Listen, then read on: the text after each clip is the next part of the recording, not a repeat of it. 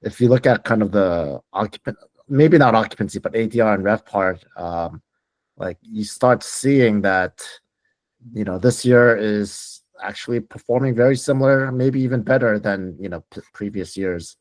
And I think that's something that's really interesting in terms of the impact of supply. And the way I think about this is not a market that, pops up in the news about regulated markets in the short-term rental industry.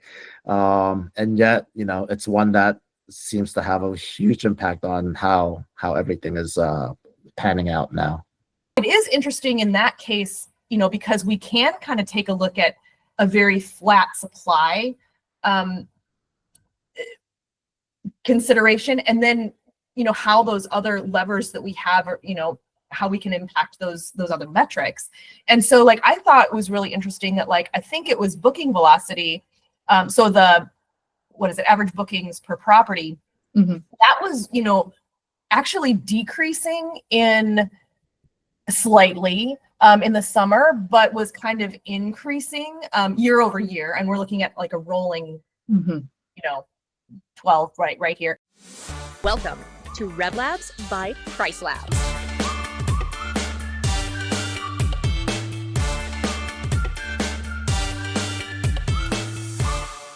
Hey everybody, welcome back to another episode of Revenue Radar with PriceLabs. I've got Sarah and John with us today, as always, and we'll be diving into a sort of, I want to say maybe not so thought about market, but important and interesting all together. Today we're going to be looking at a couple of markets within Minnesota, where Sarah is actually from. Sarah, want to give us a little bit of an intro about the markets that we'll be talking about today? Yeah. So we'll be talking about Minneapolis. St. Paul is kind of included there as well. So the Twin Cities market, which is definitely kind of has a lot of the urban flavor, but also is driven seasonally by the lakes and the outdoor activity around it, which is kind of cool that it's like more of a hybrid market in a lot of ways. We'll also look at Duluth, which is further north by a few hours and is definitely seasonal as well. We'll kind of look at those. I'm wearing my Minnesota shirt. I didn't see it I'm actually sitting in Minneapolis right now, where I have my condo. So it's a place near and dear to me. It's where I grew up. It's home. But it was really interesting for me to learn about it from, my vocational perspective, which, truth be told, it was a learning experience for me there. As I'm from here, but I didn't really have that insight into the STR world here. So it was a really cool exploration for me. So excited to dive in. Super. Yeah, we have, I was saying this before we started recording, we actually have somebody on my team here at PriceLabs, Sam, who's based out of Duluth. And in hindsight, we probably should have tapped him for this episode, but maybe we'll have him do it right now. Let's call him. But cool. So we'll start with Minneapolis. And I've pulled up a market dashboard with Minneapolis. Now, it was kind of hard to delineate where Minneapolis starts and where it ends, because it's kind of a strange shaped city, a lot of lakes and rivers around it, which if you've ever been to Minneapolis, it's absolutely beautiful. But like Sarah said, you kind of have this hybrid where you have the downtown, you have the city, but then there's also more of that sort of traditional vacation rental market surrounding it. Looking at supply, what did you guys see when we were doing this sort of initial analysis of this market? I don't know if you got the table up there, but so I was just kind of, one of the first things I look at is just the breakdown. And I think there's a table, I think it's a little bit above where you are, where I just like to see how it breaks down there. And I thought it was really interesting. The room studio is a really large percentage. I mean, that's like, over 20% of the total supply there. And then, 1 and 2 bedrooms, another big chunk, and 3 and 4, a little bit less, but then really it tapers off after that, which at first I was kind of surprised, because I was like, oh, I was expecting a lot of these large lake homes. In Minneapolis, you've got the chain of lakes and just beautiful stately homes around those. I was like, oh, I wonder if any of those, they're not for rent. They're just large homes that people live in. So once I started thinking about that, I was like, okay, that probably makes sense. But yeah, so it's really dominated by the, smaller single family, small family type homes. And what's not a surprise either, because there is that urban draw, from the downtown perspective. And, when you kind of play with some of the filters and the bedroom types, I mean, the smaller ones do pop up largely in the downtown area just as much as, the other areas do. The lakes are certainly a part of that, but downtown is definitely feeding that hybrid market. That makes Yeah, and sense. so going from there, I think, and I'm not from Minnesota. I've been there once to watch a NCAA men's hockey tournament where my team lost. But if you look at the number of active listings, I mean, for 2 years, it's pretty much been stable, right? At around 4,000, 3,900. And so there's, I think, Sarah, you mentioned that it's a highly regulated market. Is that correct? It is. Yep. Yeah. So that is really limiting the supply. And so that's kind of helping to keep everything stable. Unlike some of the other markets where the supply is more dynamic. And so, everything that's going on right now, if you look at kind of the maybe not occupancy, but ADR and RevPAR, you start seeing that, this year is actually performing very similar, maybe even better than, previous years. And I think that's something that's really interesting in terms of the impact of supply. And the way I think about this is not a market that, pops up in the news about regulated markets in the short-term rental industry. And yet, it's one that seems to have a huge impact on how everything is panning out now. Yeah. And once I again, really kind of wrapped my head around the regulation, I don't know exactly, I can't spit it out here, but it's something like an owner can only have one other property. So it's not like somebody can amass a portfolio of properties. You can have one other property besides your home that you can, and then even in buildings, a single building can only have, I think, 10% of its inventory designated as STR. So it's really limiting in that way. So it is interesting in that case, because we can kind of take a look at a very flat supply consideration, and then how those other levers that we have are, how we can impact those other metrics. And so I thought it was really interesting that I think it was booking velocity. So average bookings per property, that was, actually decreasing slightly in the summer, but was kind of increasing year over year. And we're looking at a rolling, 12 right here. But in the March, April, May, the booking velocities actually increased a little bit year over year, which is not the typical peak season that you would expect in Minnesota, which is June, July, August. So you've actually kind of seen a little bit of a flattening or even a decline in the summer months year over year, but you've seen an increase in the spring months. So I just thought that was really interesting, because not to say that there's as much demand from an occupancy standpoint or a rate standpoint, but that it is kind of increasing there. So I think that there could be opportunity that could explain why, when you looked up at the top of the dashboard there, you're seeing an occupancy decline and there's a little softening of occupancy, but we're actually seeing increase in RevPAR. So I wonder if, the thing that I was seeing was maybe it's, obviously it's tied to rate as well, because the rate's healthily increasing, but just that slight velocity increase and maybe some of the shoulder months could be helping to really push that RevPAR up too. So and again, to John's point, when you've got that really stable supply number, a lot of these other things kind of pop out as potential drivers for that.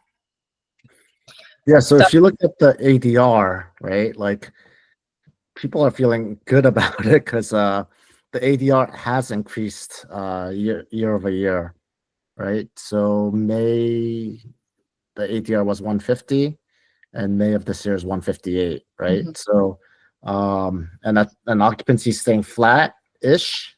So, it seems like people kind of understand that balance because of that limited supply, that cap.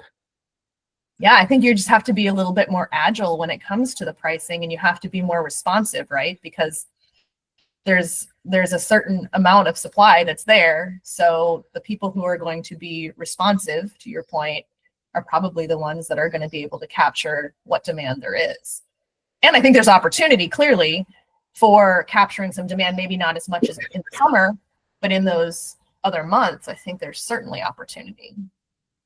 It's interesting though. It's different opportunity than some of the other markets that we've looked at thus far, where they're super seasonal and you see close to 90, 100% occupancy during the high seasons. Here, you're lucky if we're getting 80% occupancy in the high season, and of course your low season. Not a lot of people are traveling to Minnesota in February, it looks like, which is makes sense.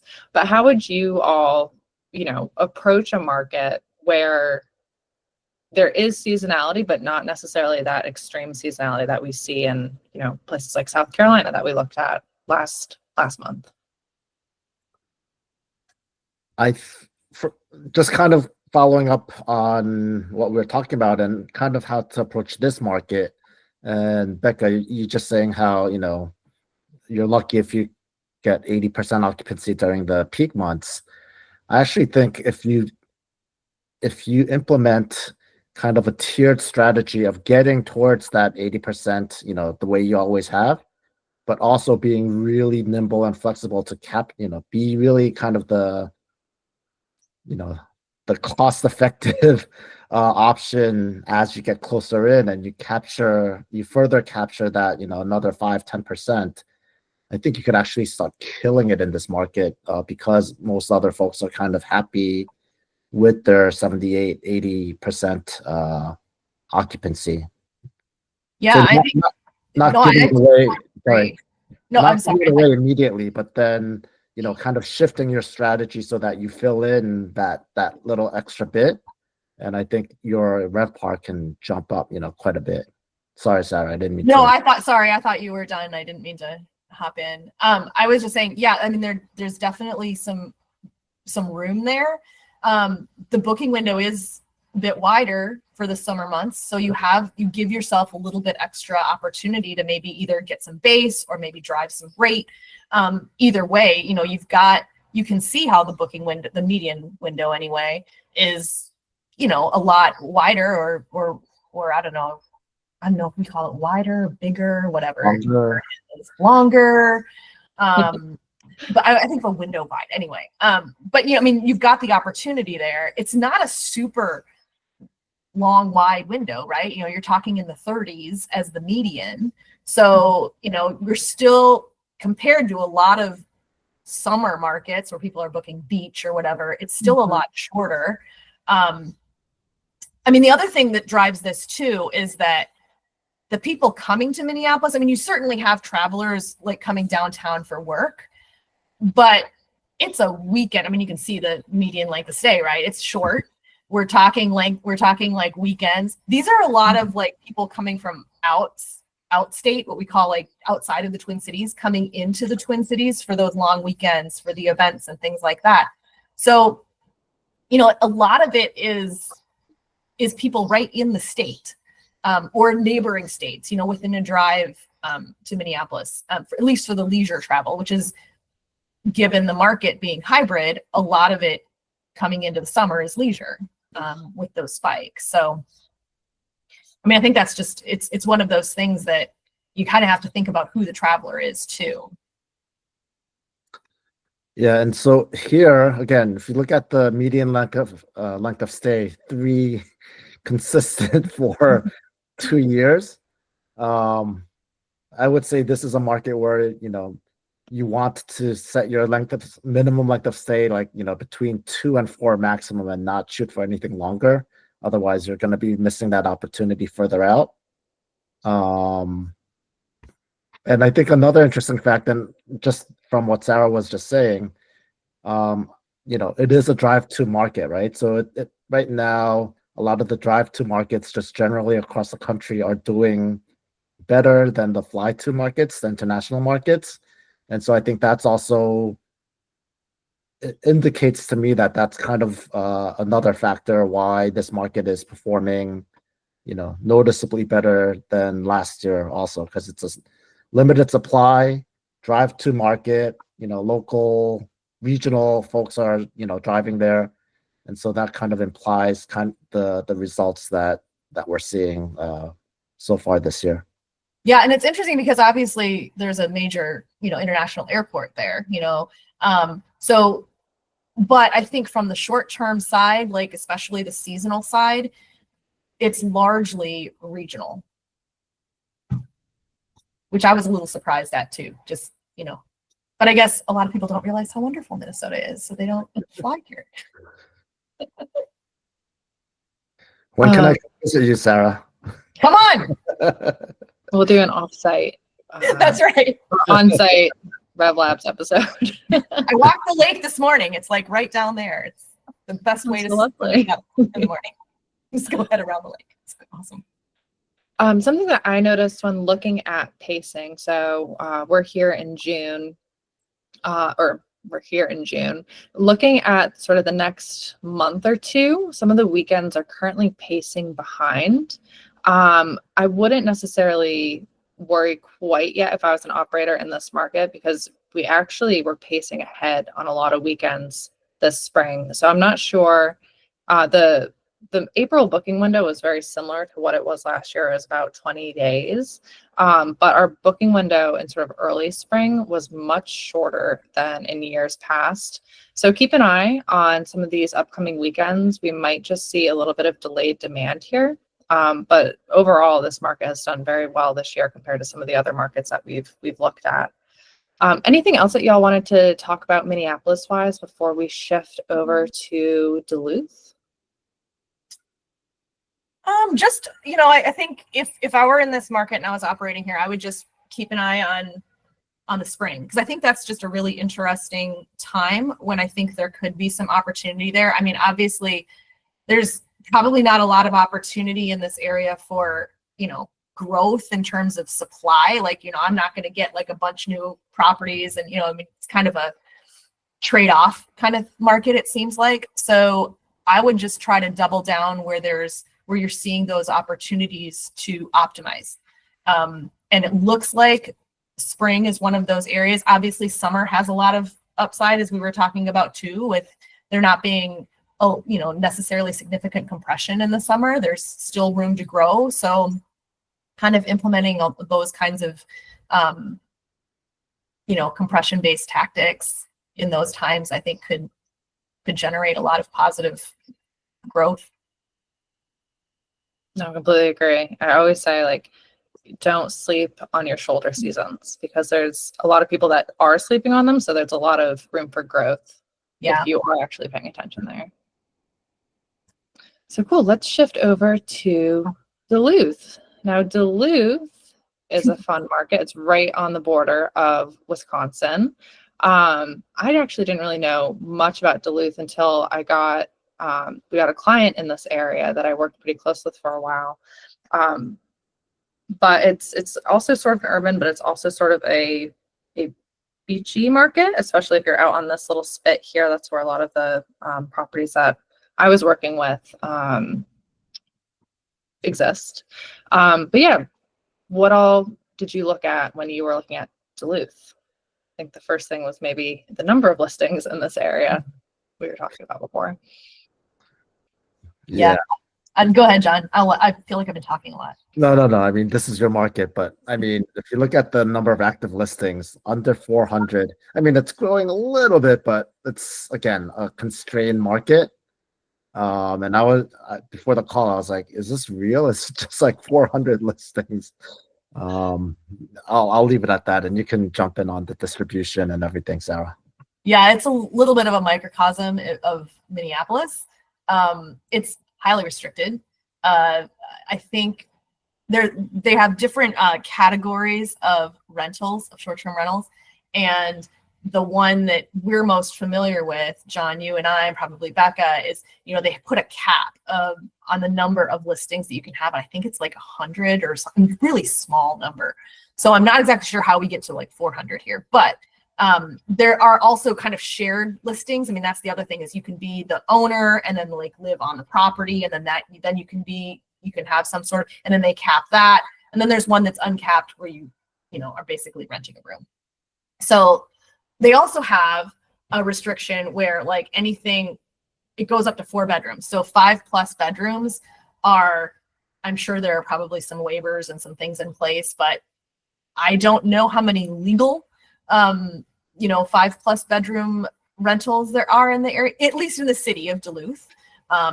So outside of Duluth, there's certainly things, but within the city of Duluth, they are so very restrictive, and it reflects in the numbers here. That Superior area where she's kind of hovering there in the middle, that's Wisconsin, and that's also an area we're not really looking at here. And we were talking beforehand, like maybe that would be a kind of a cool follow-up thing for us to look at, is like, what's the difference? Given I'm not sure what the restrictions are in Superior either, but if there were vastly different restrictive rules, or there weren't as many restrictions, how might things look different between those two areas? So that might be something that, just out of curiosity, I follow up on, just because I'm interested. But that might be a really cool case study. I mean, it's kind of the same area. It would be interesting to see what the results are there. But yeah, very restrictive market. So Sarah, you said there are no restrictions in terms of cap for single rooms. Is that what you said? From what, again, this is not my area of expertise in terms of restrictions to market, but from what I could find, it seemed like if you were renting a room in your house that you lived in, there were fewer restrictions. I didn't see a cap number. So it's interesting, because when you look at the breakdown of supply, it's a high, the smaller ones, the 1 and 2 bedrooms, make up the majority, I think, is, yeah, But 1 and 2 bedrooms. Yeah. But it's interesting that the room listings are actually fairly low, meaning either people don't want to do it or it's not profitable to do it, right? But then the 1 bedroom, 2 bedroom units are the ones that's like, yeah, and I'm not quite sure how they define, because there's, maybe there's an upstairs, downstairs, or something like that.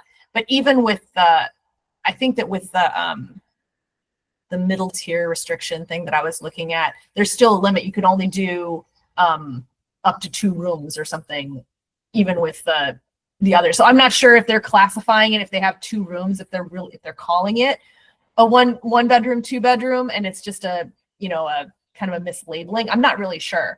This was one that, as I was looking at, I was like, wow, we could use some deep dives here with people who really understand what those regulations look like. Maybe we need to call Sam at this point to see if he knows a lot of this stuff. But yeah, I mean, it was really interesting how they have had it tiered with the city in terms of how they're regulating these. It was very particular. Yeah, one thing, and again, I don't want to speak for him, but the company, or his previous company, was also big into boutique hotels. So I think that there's a big opportunity there, considering the restrictions on the short-term rentals. Yeah, that seems to make sense. Yeah. So cool. Hopping into some of the metrics, what are we thinking about the health of this market? Or what are we seeing? Also definitely seasonal. I'm not sure if it probably is, because today's the 2nd day of the month of June. But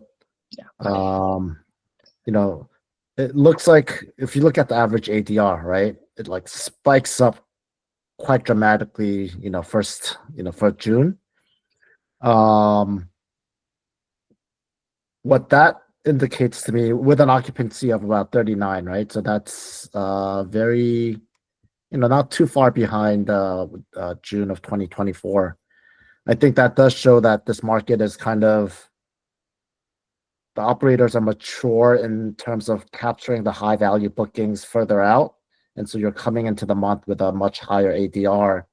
And I'm sure when it's all said and done, it'll be closer to the 283 or so that was historic.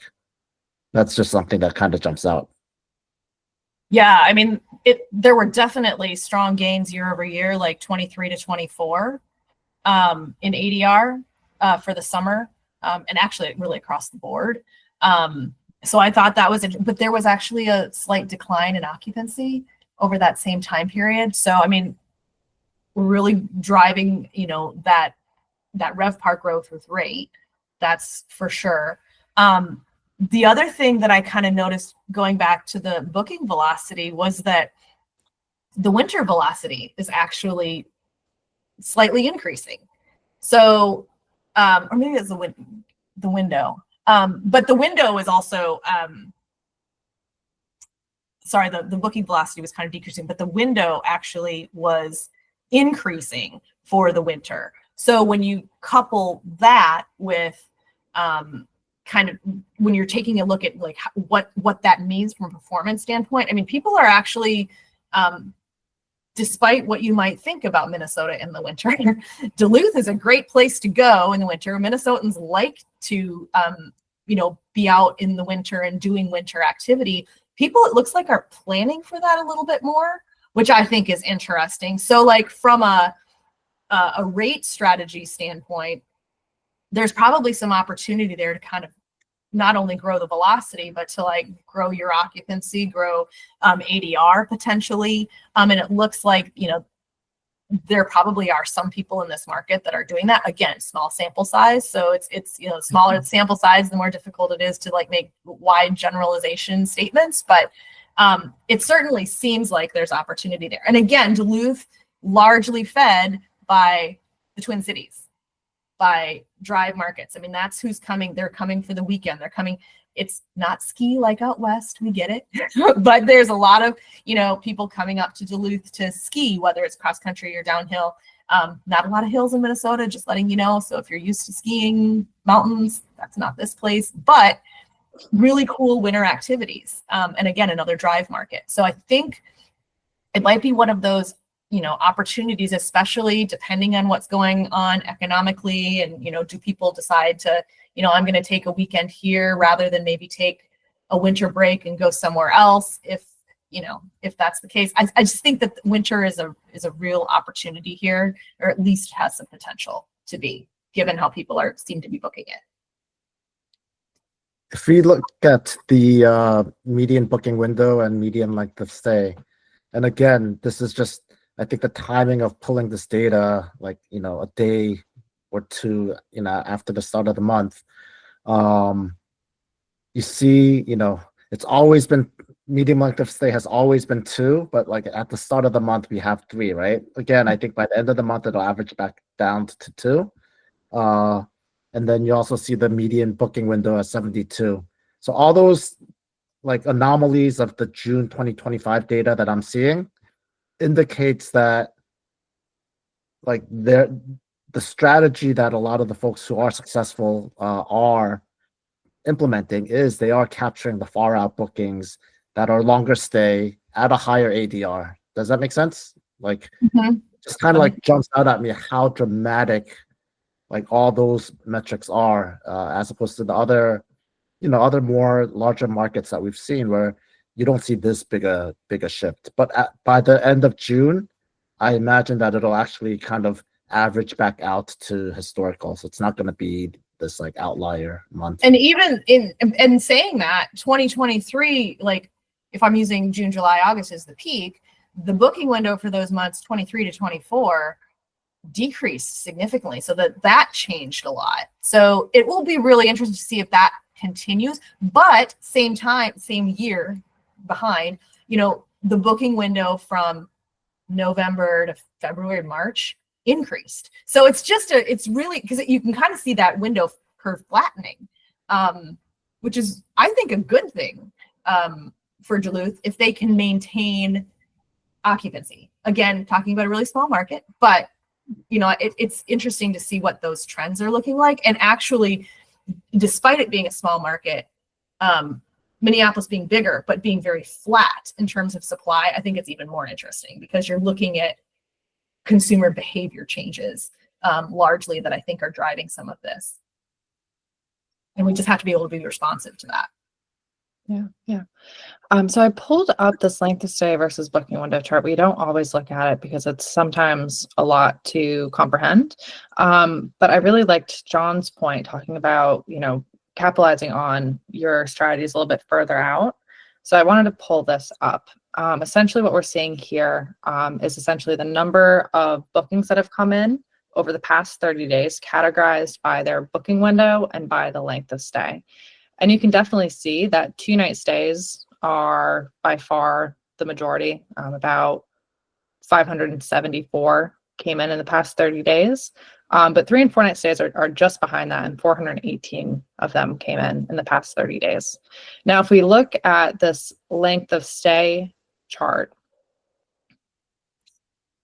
and I hide some of these. So if we hide 1-night stays, 2-night stays, and then maybe some of these longer stays, essentially we're looking at how far in advance these different length of stays were booked.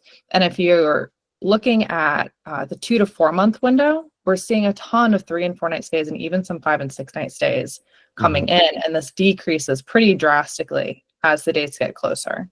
Whereas if we look at 2-night stays, it's pretty stable kind of across the board. And then especially within the last week to 2 weeks, we're seeing still a ton of demand for those 2-night stays. So totally supports the data, definitely supports what you were saying, John, with, maybe having a longer, not too long a minimum stay. This is not a market where you should necessarily have like a 7-night minimum, but trying to get a 3 or a 4-night stay a little bit further out on your calendar would be beneficial, at least this time of year. Yeah, and it would be really interesting to see what that looks like, year over year seasonally, because I do think that there's opportunity for that winter time period.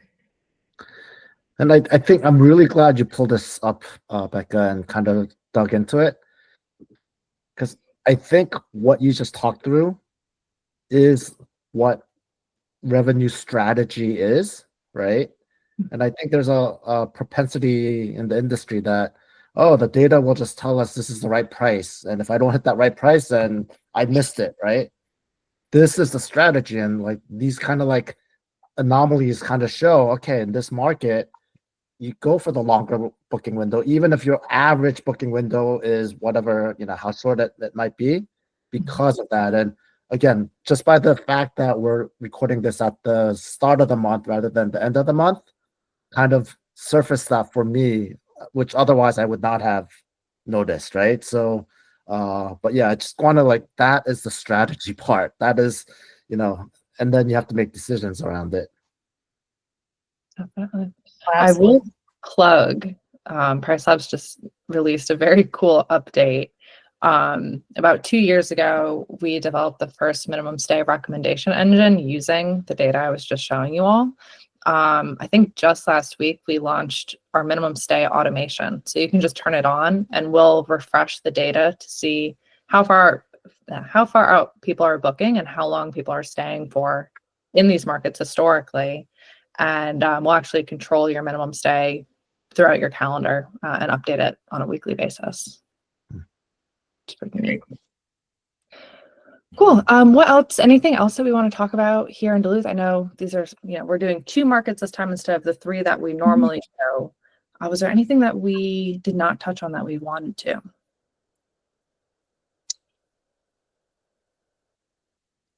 I mean, I just, for me, again, it's like, people talk about South Carolina and Florida and Hawaii, Arizona, right? And it's really, for me, it's eye-opening, like super heavily regulated, and it's never, Minnesota's never part of the conversation about, about the regulated markets, right? And yet, it's an urban market, Minnesota, and Minneapolis, I mean. And kind of the impacts of kind of the the fly to and all that, like everything's coming together, and yet it's this small market that no one's talking about. So it's very eye-opening to see all these factors like come into play in a not so talked about market. And so I'm actually learning a lot by looking at the data during this episode. The other thing that was just really interesting, and it's for both Minneapolis and Duluth, was the growth in August, which I thought was really interesting in both markets. And this isn't just kind of a Minnesota thing, but I mean, Minnesota is a feeder for a lot of other markets, particularly in the summer, beach markets in particular. They don't go to school. They don't go back to school until after Labor Day. Oh. So and I believe Wisconsin is the same. It's a state law. Public schools don't go back to school until after Labor Day. You can get a waiver, but most of them go back to school after Labor Day. So August is a great time if Minnesota is a feeder market, Wisconsin's a feeder market to you. Send your marketing, August marketing, because August is always one of those soft months for a lot of summer markets. Target Minnesota. They're still traveling in August. But I mean, that's one of the things that I thought was really interesting. I mean, it's been that way for a long time, but it would be interesting to go back a few years to kind of see how August has grown. That was something that stood out to me for both of them. I mean, the RevPAR was great. The occupancy, everything. So June and July were relatively flat, even some dips here and there, but August was very strong year over year. And so it will be interesting to me to see how August ends up this year, and interesting to go back in time maybe to see if there's been kind of some steady growth.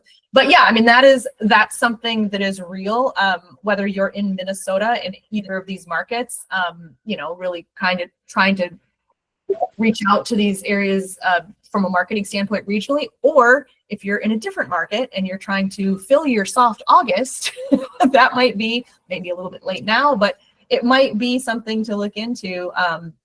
We talk a lot about school calendars, for spring break and things like that. But for starts of the year, there are states that go back later. And that doesn't change year over year because that's written into law. So it would be, that's going to be interesting for me to kind of monitor too. Like is there a behavioral change in how people are spending and traveling in August? I did not know that. It's crazy because at least here in the South, like South Carolina, Georgia, I know people whose kids started going back the last week of July last year, which it just seems like summer is shrinking and streaking, and that opportunity for vacation rentals is also shrinking. So I love the point of considering new feeder markets or considering how you're marketing to different areas. That's really, really smart. Well, and it's interesting too. I think I'm pretty sure. I grew up here 40 some years ago, right? And going to elementary school, and it was that way then. But the driver for that is tourism. A lot of it is tourism. A lot of it is, a lot of these areas are very agriculturally focused and rooted. The state fairs at the end of August, other state fairs that in the region are, they want the kids to be able to go to these. They want families to be able to take summer vacations. They want to be able to promote seasonal, work. So it's, that's why it's written that way. I don't see it changing anytime soon. So they could be solid markets for marketing for some of the, other summer markets that are trying to fill soft months. So sorry, Minnesotans, if you start getting a bunch of marketing stuff now, but it's real. Like, they don't go back. I wonder, how booking.com, you can promote based on regions and markets, right? Yeah. At the same time, booking.com's presence in the US is not that strong, right? I wonder if, something like that, if Airbnb or VRBO had that kind of a functionality, that, I would be jumping on it like right away. I'm not sure how effective booking.com would be in the US market, but still at least you have that mechanism of really targeting geographies. Yeah. That's interesting. Yes. And I think that's a really good point, John. Like, that's where I think this is going. That's how people, I think, can use a lot of this, AI stuff is you can think about how you push rates to geographies, to the individual travel demographics, the individual characteristics of these people who are online. That's where I think this is going. So it's not my fault. It's AI's fault. Sorry, Minnesotans. And Airbnb and Vrbo, you can like write the check to John. That's how I think this is developing, right? Like that's how we can use some of this to our advantage. And it's not like Minnesotans don't want to travel in August. They do. So maybe that's not such a bad thing. But you can get probably decent deals if you're willing to travel and you find the right people who can travel during those soft times. Yeah. Cool. Well, Sarah, John, thanks again so much for your time today and all your insights and everything. To everybody that's listening, feel free to subscribe. We're on all sort of platforms where you can listen to podcasts. This is an episode that, of course, will also be on YouTube. So if you want to follow on and actually look at the graphs that we're referencing and not just describing, do follow us on YouTube as well. But until next time, thanks so much, guys. Looking forward to our next chat. Bye. Thanks. Bye.